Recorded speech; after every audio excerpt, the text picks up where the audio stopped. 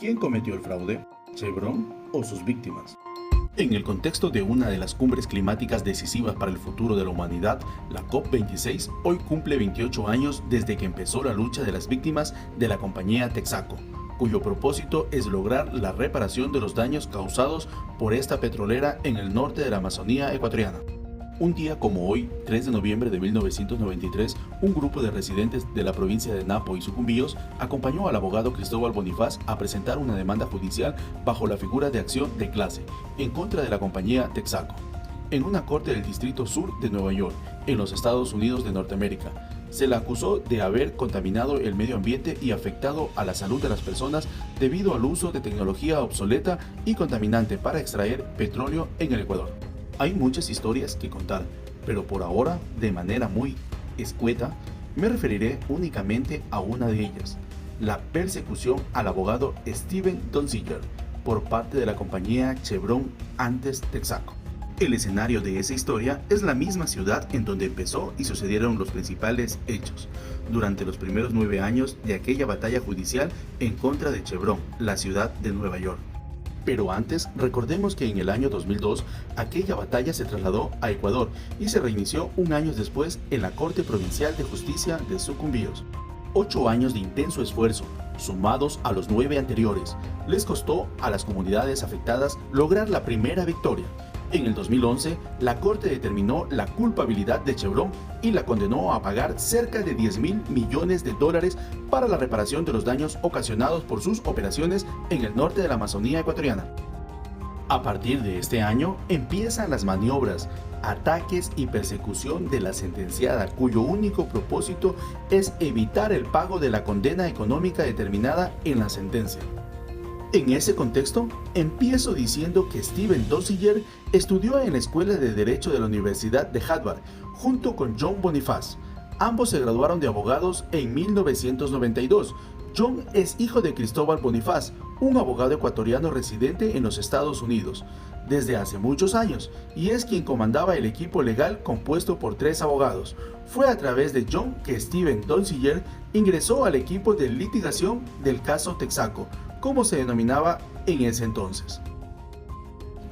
Steven es el único abogado que permanece todavía en el caso judicial desde su inicio. Los otros, Cristóbal Bonifaz y Joseph Cohn, ya no están en el proceso por varias circunstancias. Desde el año 2010, quizás anticipándose a la condena que presumía pudiese decretarse en su contra, debido a la abrumadora prueba reportada a los jueces que tramitaron el juicio, Chevron lanzó un plan de ataque en contra de los demandantes, sus abogados y el sistema judicial ecuatoriano. Su amenaza empieza a concretarse con una demanda por crimen organizado, aplicando la ley RICO, dictada en 1970 para enjuiciar y sancionar a las personas que cometen actos de extorsión y corrupción. Los demandados fueron las personas que demandaron a la misma Chevron a nombre de las víctimas, sus abogados, dirigentes, incluso organizaciones, entre ellas el Frente de Defensa de la Amazonía. En definitiva, esto es lo que pretendía la compañía: que la sentencia sea inejecutable y así evitar pagar a las víctimas para la reparación de los daños. La sentencia ecuatoriana, dicho sea de paso, ha sido ratificada por todas las instancias de justicia de Ecuador. En junio del 2011, el juez del Distrito Sur de Nueva York, Lewis Kaplan, admitió y tramitó la demanda planteada por Chevron. Es más, aceptó su teoría, la del supuesto fraude. Así empieza el conocido caso RICO, a través del cual la compañía pretendía impedir que la sentencia ecuatoriana fuera ejecutada en los Estados Unidos. En el 2016, el juez Kaplan falló a favor de Chevron. Incluso fue más allá, pues de acuerdo a su veredicto, los demandantes no podían cobrar la condena en ninguna otra jurisdicción extranjera. Afortunadamente, esto es prácticamente inaplicable, porque la jurisdicción del juez Kaplan no trasciende las fronteras de los Estados Unidos. El juez Kaplan y Chevron se ensañaron con el abogado Donziger, levantando otros cargos en su contra.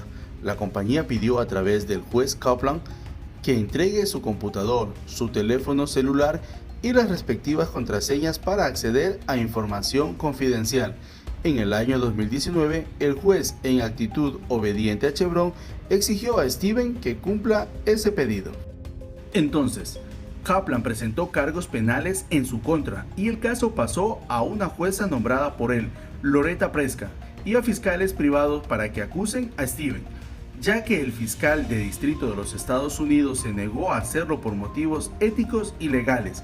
Es la jueza Preska quien finalmente le condena a Steven Donziger a 6 meses de prisión, a pesar de que había permanecido más de 2 años en arresto domiciliario, portando un grillete electrónico ordenado por el juez Kaplan en agosto del 2019.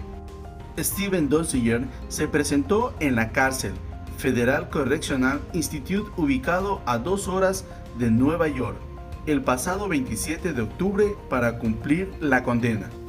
A la fecha de hoy, 3 de noviembre del 2021, Steven ha permanecido 8 días en prisión de los 180 que deberá subsistir en esa situación. Esta condena no es un ataque solamente en contra de él, en su condición de abogado, sino fundamentalmente constituye una afrenta de Chevron en contra de las víctimas del desastre ambiental provocado por sus operaciones petroleras en Ecuador. Es una tarea que corresponde impulsar a los ciudadanos y ciudadanas de Ecuador y los demás países del mundo a partir de la reflexión y reacción colectivas. Frente de Defensa de la Amazonía.